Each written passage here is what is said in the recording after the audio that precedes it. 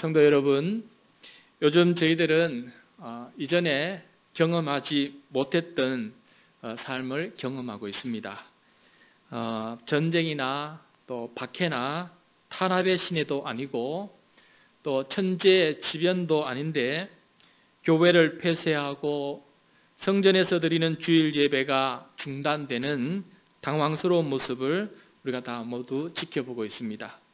한국 기독교 역사상 처음 겪는 일인 것 같습니다. 주일 예배를 성전에서 드리느냐 또 온라인으로 드리느냐를 놓고 개신교의 각 교회가 입장을 달리하고 있습니다. 이러한 상황일지라도 성전에서 주일 예배 드리는 것이 하나님의 뜻이라고 믿는 교회가 있는가 하면 또 이러한 상황에서는 온라인으로 주일 예배 드리는 것이 하나님의 뜻으로 믿는 교회들도 있습니다.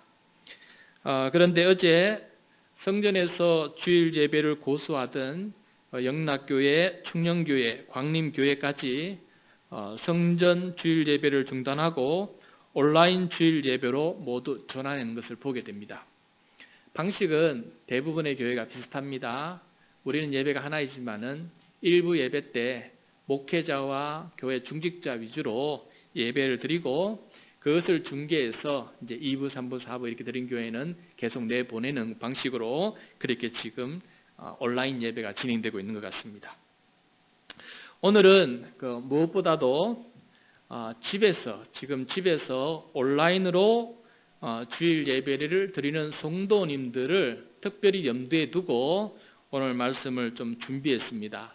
아마도 많이 찹찹하시고 또 하나님 앞에 또 미안하기도 하고 또 여러모로 마음의 갈등이 심한 줄로 알고 있습니다. 그래서 온라인으로 주일 예배 드리는 것에 대해서 오늘은 특별히 이것에 대한 신앙적인 이해를 함께 하면서 우리 모두 다 함께 하나님의 말씀, 하나님의 뜻은 무엇인지를 좀 다각도로 함께 살펴보는 그런 시간이 되었으면 좋겠습니다. 그래서 저는 늘 본문 강해 설교를 하는데 오늘은 좀 교육적인 설교로 좀 하려고 합니다. 얼마 전에 고려신학대학원 교수님들이 국가적 비상상황과 공예배에 대한 신학적, 목회적 성찰이라는 그런 글을 발표하였습니다. 고려신학대학교라고 하는 것은 우리 장로교 안에 장로가 하나가 교단인데 이 장로 교단 안에 여러 교파가 있어요. 그래서 우리 고신대학교를 기준으로 해서 고신척이 있고 우리 교회가 소속된 장로의 신학대학교를 기준으로 해서 통합척이 있고 또 이제 한국신학대학교 중심으로 해서 기장척이 있고 여기에 또 대신척이 있고 합동척이 있고 개혁보 한 200가지 정도 이 장로교 안에 교파가 나뉘어져 있어요. 그런데 이 고신척, 고려신학대학교는 이 장로교 교파 중에서도 가장 보수적이에요. 가장 보수적이라는 말은 가장 보수적 가치를 존중하고 또 오랫동안 전통을 지켜온 것을 가장 철저히 지키고 가능한 하나님의 말씀은 그대로 지키기를 고수하는 척이 바로 이 고신척이에요. 일제시대 때 신사참배를 거부한 유일한 장로교 교파이기도 합니다. 그래서 고신척 교회는 지금까지 그 자부심을 가지고 지금도 살아가고 있어요.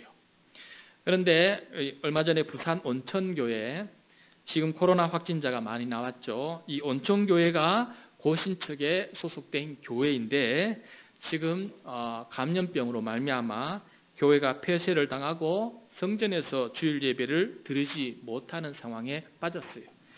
그래서 그 담임 목사님의 글을 보게 되었는데 온라인으로 예배 드리는 그 목사님도 우시고 성도들도 우시고 고신척은 이거 있을 수 없는 그런 일이기 때문에 더 많은 성도들이 가슴 아프게 지금 예배를 드리고 있다라는 그 글을 읽게 되었습니다.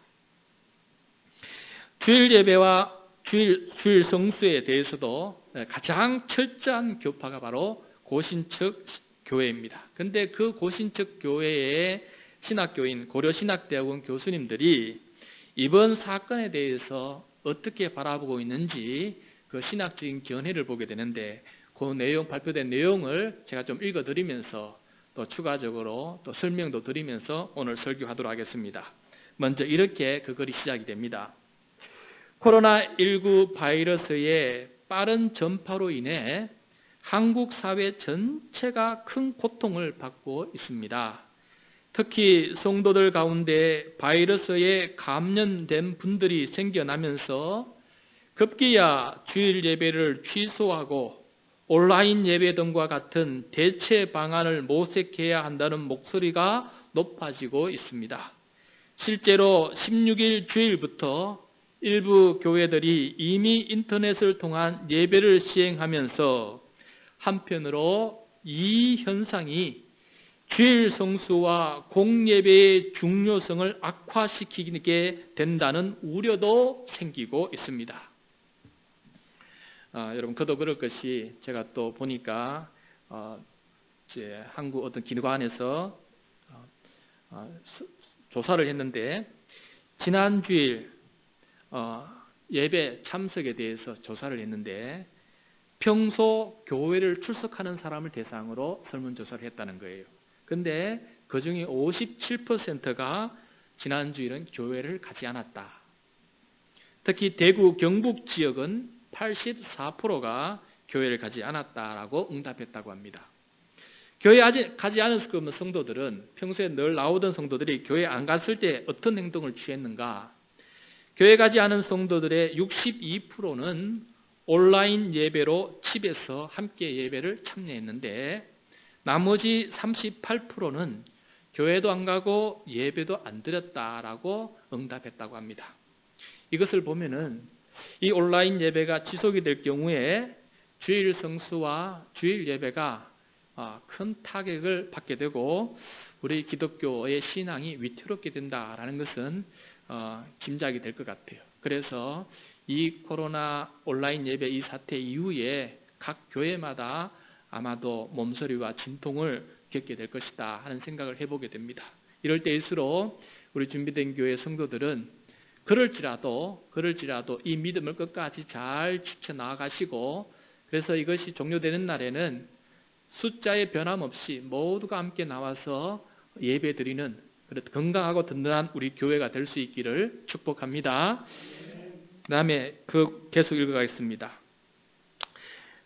고려신학대학원 교수님들은 이렇게 또 말합니다.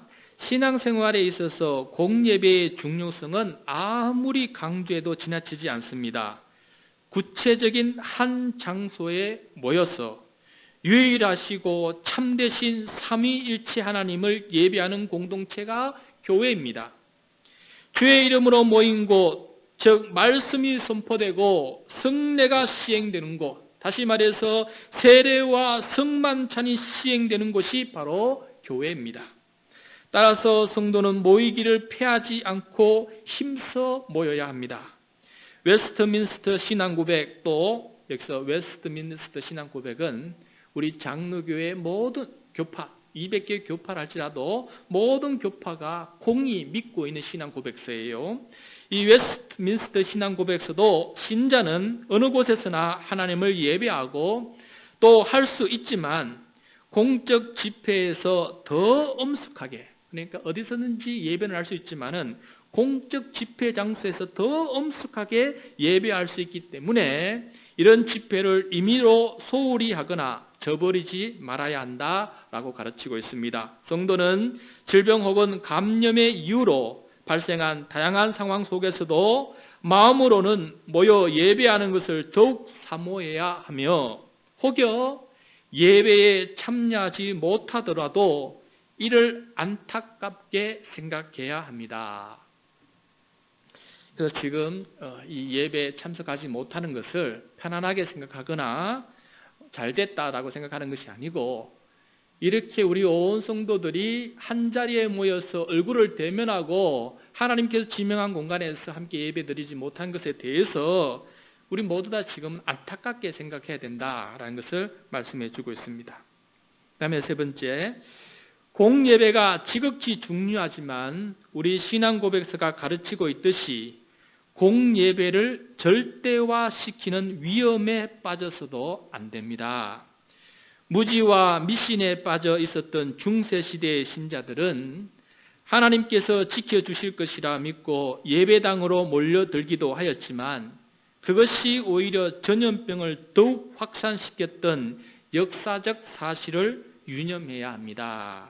자, 이게 무슨 말이냐면 중세시대에 전염병이 따돌 때, 좀 초창기에 전염병에 대해서 잘 모를 때 전염병이 왜 생겼는지, 이걸 어떻게 예방해야 되는지 그걸 몰랐던 무지한 상황 속에서 다들 교회 예배당에 나오면 다 낫는다 생각하고 하나님이 지켜주시겠다라고 생각하고 다 이게 어리석게 다 예배당에 다 모인 거예요.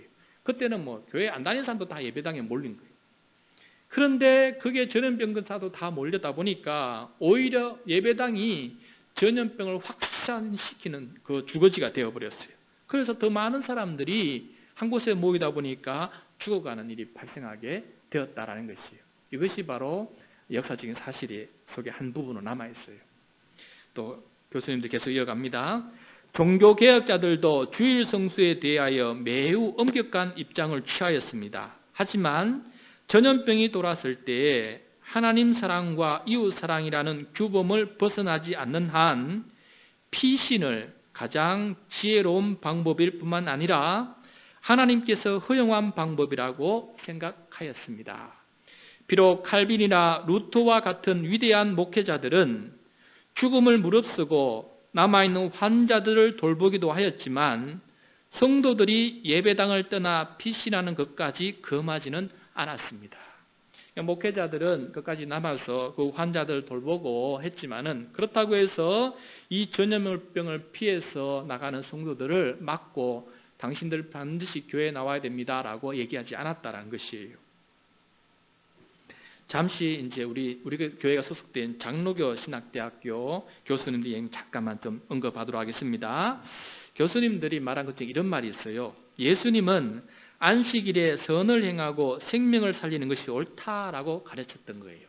마가복음 3장 4절인데 여러분 화면을 보면서 우리 같이 읽겠습니다. 마가복음 3장 4절 시작. 그들에게 이르시되 안식일에 선을 행하는 것과 악을 행하는 것, 생명을 구하는 것과 죽이는 것 어느 것이 옳으냐 하시니 그들이 잠잠하거늘. 자, 예수님께서 안식일에 손이 쪼그라든 그 환자를 고쳤어요. 그랬더니 바리새인과 서기관들이 어떻게 해서 안식일에 그런 일을 할 수 있느냐라고 했어요. 심지어 그들은 안식일에 누가 구덩이에 빠졌거나 그 담이 무너져서 사람이 밑에 깔려 있어요. 그럼에도 불구하고 이거 구해주지 않는 거예요. 왜? 안식일을 거룩히 지켜야 되기 때문에, 아무것도 하지 말아야 되기 때문에 생명 살리는 것에 대해서도 관심을 안 갖고 죽게 내버려뒀어요. 그런데 예수님은 그 생명을 살리면서 안식일에 생명을 살리는 것과 죽이는 것 중에 어느 것을 하는 것이 합당하느냐? 생명을 살려야 된다라는 것이 예수님의 말씀이었다는 것이에요. 그래서 문자적이고 형식적인 규정에 치우쳐서 생명을 귀중히 여기지 않는다면 이는 바리새인의 자세와 다를 바가 없다라는 것이에요. 모이기를 피하는 습관은 결코 용납될 수 없지만은 생명을 살리고 치유하기 위해 교회와 성도는 현명한 선택을 내려야 된다는 것을 예수님께서 가르쳐 주셨던 것이에요. 자, 이어서 고려신학교 교수님 이야기를 계속하겠습니다. 교회가 추가 감염을 예방하고 바이러스 확산을 막기 위해 성도들을 일정 기간 격리시키는 것은 성경적으로도 지지를 받을 수 있습니다. 레위기 11장에서 15장까지의 정결법은 부정하게 된 사람이 성막과 공동체를 더럽히지 못하도록 진영 밖에 격리시키는 규정을 가지고 있었습니다. 공동체를 전염병으로부터 지키기 위한 정결법 이 제정의 목적은 오늘날에도 여전히 적용이 될 수 있습니다. 교회와 공동체를 보호하기 위해 감염병에 걸렸거나 감염이 의심되는 성도들의 예배 참여를 제한하는 것은 위의 말씀을 적절하게 실천한 것이라고 할 수 있습니다. 그래서 감염병에 걸린 사람은 잠시 주일 예배를 성전에 모인 주일 예배를 중단하고 병원에 가서 혹은 자가 격리되는 것이 바로 교회 공동체 전체의 생명을 살리는 데 유익하기 때문에 그렇게 하는 것이 성도로서 마땅한 위치다. 내가 전염병이 걸렸는데 주일은 성수해야 되기 때문에 무조건 주인 앞에 나와서 예배 드린다고 한다면은 그것은 어리석은 신앙이다라는 것을 말씀해 주고 있어요. 그 다음 계속해서 말씀드리겠습니다. 성경은 신자들이 국가와 사회의 평안을 도모해야 하는 의무를 가진다고 가르칩니다. 하나님께서는 심지어 포로로 잡혀간 이스라엘 백성이 그 성읍 바벨론의 평안을 위해서 그리고 위정자를 위해서 기도하라고 명령하셨습니다. 세상 통치자들을 위한 기도는 나라를 위한 성도의 의무입니다. 세상의 평안을 위해 성도들은 함께 기도하고 또 시민으로서 협력해야 합니다. 이런 과정 속에서 교회는 평안 가운데 자신의 사명을 다할 기회를 얻고 또 교회는 세상으로부터 신뢰를 얻어서 복음 전파가 더욱 더 큰 힘을 얻게 될 것입니다. 시민의 평안을 위협하는 교회와 성도는 신뢰를 잃어버리게 됩니다. 지금 신천지가 왜 이번에 신뢰를 잃어버리게 되었습니까? 우리는 교리적으로도 문제 있지만 일반 사람들은 교리 이거 잘 몰라요. 그냥 똑같이 봅니다. 근데 신천지가 왜 이번에 신뢰를 잃어버렸습니까? 교회 자신들의 신앙을 고집하다가 시민들의 국가의 생명을 위협하였기 때문에 그렇게 지금 신뢰를 잃어버렸어요. 앞으로 신천지는 아마 전도하는 것이 굉장히 어렵게 될 겁니다. 그래서 지금 이 시국에 예배당이나 성당이나 법당에 모이는 것을 시민들은 지금 굉장히 두려워하고 있어요. 지금 어제도 보니까 문자가 계속 오고 의정부 시청에서 공문이 왔어요. 정식으로. 제발 지금은 예배를 좀 당분간 성전에서 드린 예배를 드리지 말라는 게 아니고 성전에서 드린 예배를 중단하고 온라인으로 좀 드려달라고 그렇게 부탁을 한 것, 공문도 받았어요. 이것이 바로 시민들과 이 나라가 원하고 있는 모습이에요. 그래서 만약에 이것을 지키지 않고 다 모여서 예배드리고 만약에 그래서 또 전파자가 생긴다면은 그때에는 안 생기면 그만 다행이겠지만은 생긴다 그러면은 한국 교회에 대한 신뢰는 또 바닥을 치게 될 것이다라는 것을 우리는 유념을 해야 된다. 더 앞으로 전도가 안 된다라는 것이에요. 그래서 지금은 좀 더 멀리 내다보고 생각할 줄 알아야 된다라는 것을 생각해 보게 됩니다. 독일의 그 히틀러, 독재자 히틀러, 유대인을 학살했던 그 히틀러를 향해서 저항했던 보네포 목사님은 이런 말을 했어요. 교회는 타자를 위한 교회일 때 진정한 교회이다. 교회는 타자를 위해 교회일 때 진정한 교회이다. 내가 누릴 수 있는 종교적인 손해를 감수하더라도 타인과 이웃을 감염의 위협으로부터 예방할 수 있어야 교회다라는 말로 해석할 수 있어요. 여러분 오늘 말씀 마가복음 1장 14절 15절 말씀 같이 한번 읽겠습니다. 오늘 말씀 마가복음 1장 14절과 15절 말씀 시작. 요한이 잡힌 후 예수께서 갈릴리에 오셔서 하나님의 복음을 전파하여 이르시되 때가 찼고 하나님의 나라가 가까이 왔으니 회개하고 복음을 믿으라 하시더라. 아멘. 자, 여기서 예수님은 하나님 나라 복음을 전파하셨어요. 하나님 나라 복음은 교회와 교인들만을 위한 복음이 아니라 이 세상 모든 사람들을 위한 복음이라는 것이 최종 목표예요. 이것은 이미 우리 창세기 강해를 통해서 계속해서 주시해서 들었어요.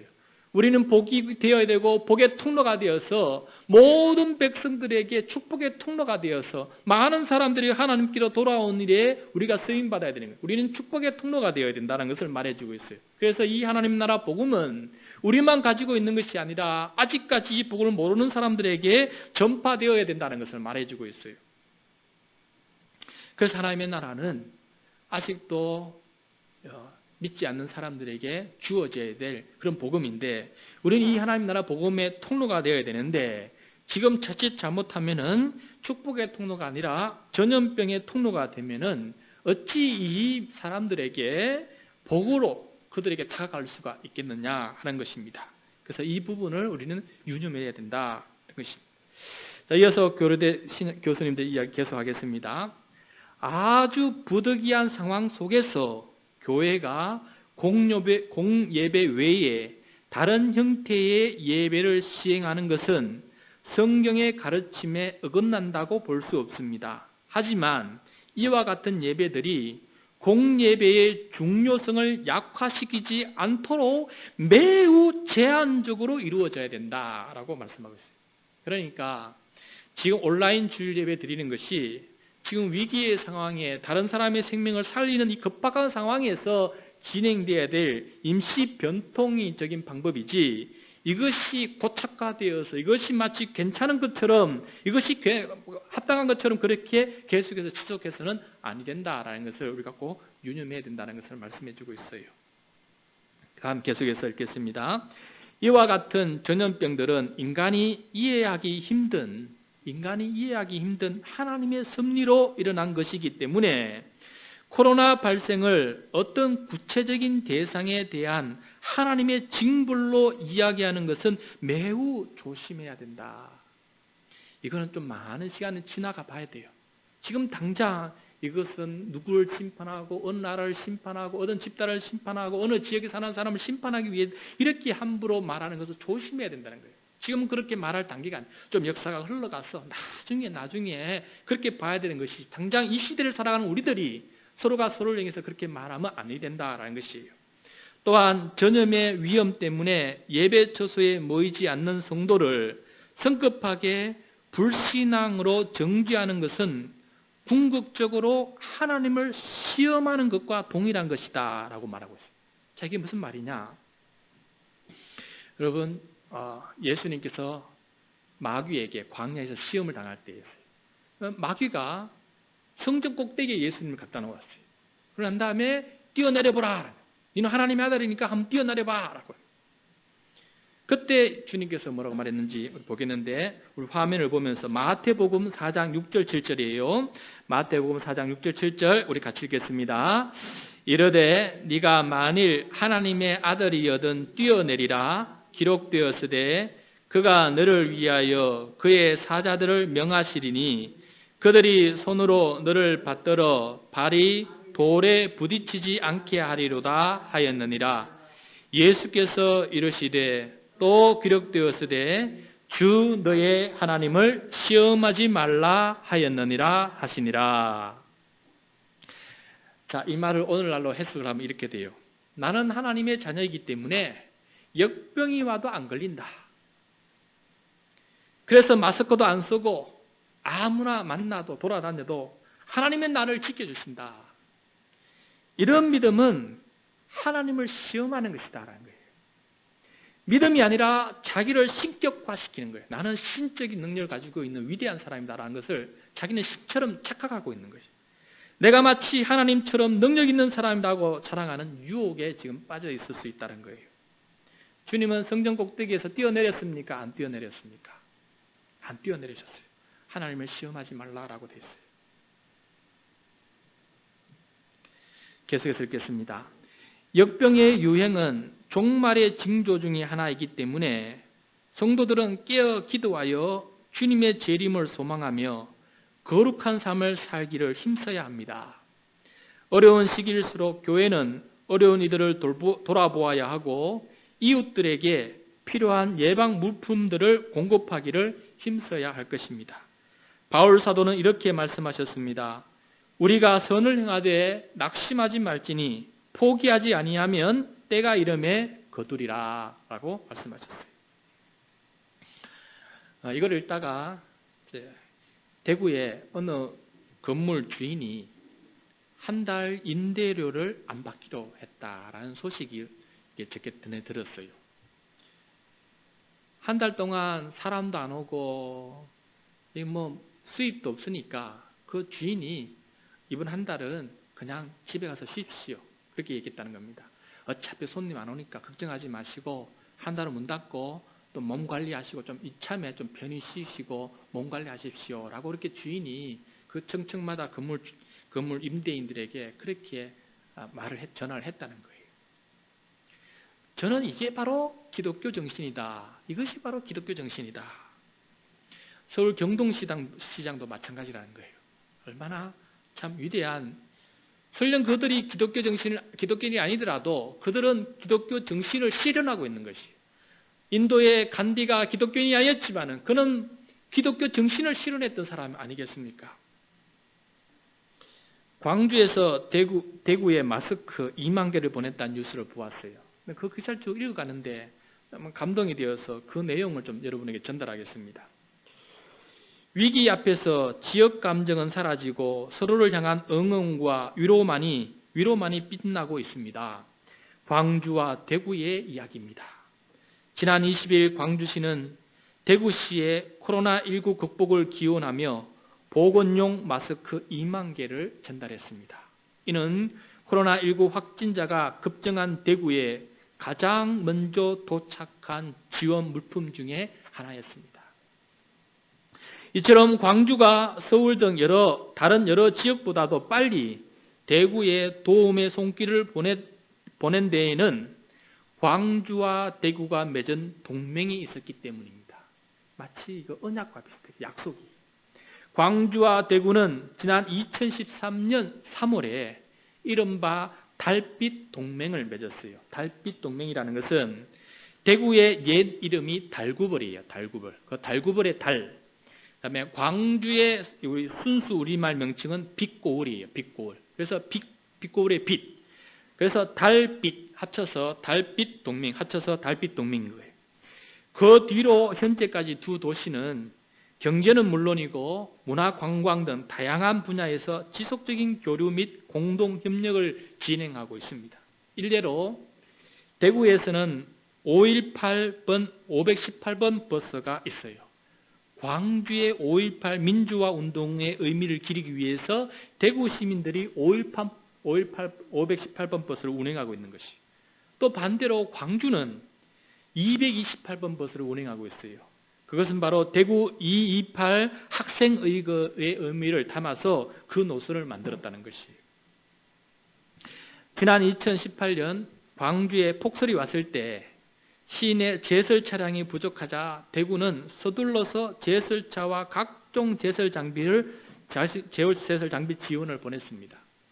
이렇듯 상대 도시에 어려움이 일이 생기면은 어느 곳보다도 앞서 구호 물품을 전달하면서 서로를 위로했습니다. 이번 코로나19 사태에도 마찬가지입니다. 앞서 2월 12일 대구는 광주에 보건용 마스크 1만 장을 먼저 보냈어요. 대구가 먼저 보냈어요. 그때는 대구가 신천지 사건이 없을 때였어요. 광주가 먼저 발생하니까 먼저 1만 장을 보냈어요. 그때 이번에 신천지 사건이 일어나니까 그 2배로 광주는 2만 장을 지원했던 것입니다. 특히 대구를 향해서 지역 감정이 일부 발생하는 데에 대해서 가장 먼저 광주 시민들이 대구를 우한 취급하지 말라. 대구 코로나 이런 말 하지 말고 마치 대구를 우한 취급 그렇게 하지 말라라고 가장 먼저 대구 시민들을 응원했던 사람이 바로 광주 시민들이었다라는 것이에요. 왜냐하면은 과거에 다른 지역보다도 유독 지역 감정에 시달렸던 광주 시민들인 만큼 그 아픔이 얼마나 큰지 알기 때문에 광주 시민들은 가장 먼저 그 이야기를 했다는 것입니다. 함께 위기를 극복하기 위해 힘을 모아 손을 잡은 광주와 대구, 또 대구시 한 관계자는 이런 말을 했습니다. 대구와 광주는 서로 어려울 때 버팀목이 되어주는 관계가 되었습니다. 라는 그 말을 듣게 되었어요. 저는 이러한 모습이 기독교 정신, 막힌 담을 허물고 대구 경북과 광주 전남 사이에 그 오랜 정치적, 지역적 그 갈등이 얼마나 깊었습니까? 그런데 막힌 담을 허무시는 예수 그리스도의 이 화평의 정신처럼 그렇게 그 모습을 만들어가는 모습을 바라보면서 이것은 기독교의 정신이고 하나님의 일반 은총이다라는 생각을 해보게 되었습니다. 마지막 부분을 제가 읽겠습니다. 성경은 곳곳에서 신자들에게 두려워하지 말라고 명령합니다. 코로나의 위협 속에서도 신자들은 두려워해서는 안 됩니다. 그 이유는 신자들은 코로나에 걸리지 않거나 걸리더라도 낫기 때문이 아니라 어떤 상황에서도 걸리든 안 걸리든 낫든 안 낫든 우리를 지키실 것이라는 약속을 주님으로부터 받았기 때문입니다. 신자들은 오직 말씀 속에서 하나님의 보호하심을 확신해야 합니다. 라고 마지막으로 이렇게 이야기하고 있습니다. 여러분, 이 사건에 대해서 또 온라인 예배를 드리고 있는 이 사건에 대해서 어느 정도 신앙적으로 정리가 되시는지요? 아마도 정리가 되신 분도 계시고 여전히 또 혼돈스러워 하신 분도 계실 거라 생각이 듭니다. 복음은 하나님의 아들 예수님이 이 땅에 오셨다는 복된 소식입니다. 죄와 죽음의 권세 아래 고통받는 세상을 구원하시려 하나님의 아들이 종의 모습으로 이 땅에 오셨습니다. 예수님으로 말미암아 죄와 죽음의 권세 아래 고통받는 세상이 구원을 받는다라는 것이 이 복음인데, 이 복음을 전파하고 이 복음을 실현하는 축복의 통로, 또 복음의 통로가 되는 우리 모든 성도가 되기를 원합니다. 코로나19는 우리에게 특별히 회개가 필요하다는 것을 강력하게 말씀해 주고 있습니다. 우리 그리스도인들이 먼저 하나님의 창조 세계를 잘 관리하지 못하고 보존하지 못하였고 환경을 파괴하는 일에 앞장섰던 일에 대해서 회개하고 우리는 그 일에 함께 동참하지 않도록 결단을 내리고 이 창조 세계를 아름답게 보존하고 건강하게 보존하는 일에 이번에 결단을 내려야 될 것입니다. 개발과 경쟁, 탐욕과 파괴를 통해서 그냥 성공만 하면 된다라는 생각을 가지고 살아갔던 우리들의 모습을 이 시간에 회개하고 이러한 흐름을 우리가 그리스도인들을 막고 하나님께서 기뻐하시는 세상을 만드는 데 앞장서고 회개해야 될 것입니다. 이렇게 생각하고 회개하는 것이 이 시대를 맞이한 우리들의 올바른 가장 합당한 모습이 아니겠습니까? 그리고 나아가서 아픈 자들을 위해서 기도와 섬김을 다하고 감염병이 더 이상 돌지 않도록 교회가 앞장서서 솔선수범을 하고 그러고 난 다음에 성전에서 드리는 주일 예배가 하루빨리 가능해지도록 함께 힘을 모아야 하겠습니다. 이것이 지금 우리들에게 주어진 사명이고 우리 모든 그리스도인들에게 주어진 사명이라고 생각합니다. 그 사명을 잘 이루어 나갈 수 있는 우리 모두가 되시기를 축원합니다. 네.